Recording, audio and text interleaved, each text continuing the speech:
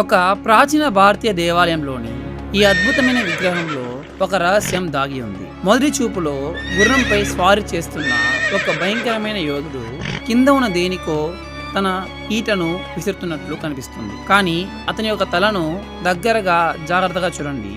అది కనిపిస్తుందా? అది చాలా అందంగా చెక్కబడిన జంతువు ఆకారంలో ఉన్న ఒక హోల్స్టర్, అంటే ఒక చిన్న సంచి. సాధారణంగా అందులో ఏముంటుంది? కానీ ఆ సంచి లోపలి భాగాన్ని నిశితంగా గమనించండి. కొన్ని బాణాలు ఉంటాయని మీరు ఊహించవచ్చు. అవును, అక్కడ బాణాలు స్పష్టంగా కనిపిస్తున్నాయి. కానీ అంతేకాదు, అక్కడ ఊహించని విధంగా మరొకటి ఉంది. మళ్ళీ జాగ్రత్తగా చూడండి. ఆ వంపు, ఆ అవుట్లైన్లు మీకు కనిపిస్తున్నాయా? అది బాణం కాదు, అది ఒక విల్లు. మీరు ఆ విల్లు యొక్క ఆర్చ్ మరియు దాని యొక్క బౌ స్ట్రింగ్ ను కూడా స్పష్టంగా చూడవచ్చు. అయితే ఇది ఎలా సాధ్యం? అంత పెద్ద విల్లు అంత చిన్న సంచిలో ఎలా పడుతుంది? ఆధునిక ఇక్కడే అసలు ట్విస్ట్ ఉంది. ఆధునిక కాలపు సైనికులు మరియు వేటగాళ్ళు ఒక ప్రత్యేకమైన ఆయుధాన్ని ఉపయోగిస్తారు.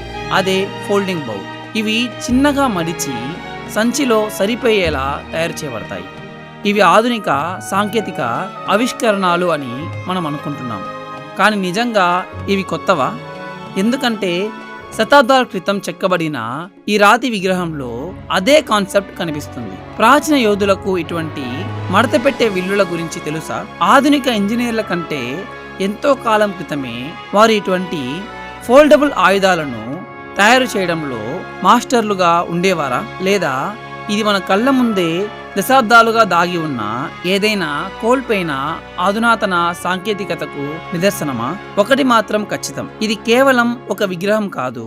ఇది మనం ఇంతవరకు నమ్ముతూ వచ్చిన చరిత్రను సవాలు చేస్తూ గతం మనకు వినిపిస్తున్న ఒక సందేశం.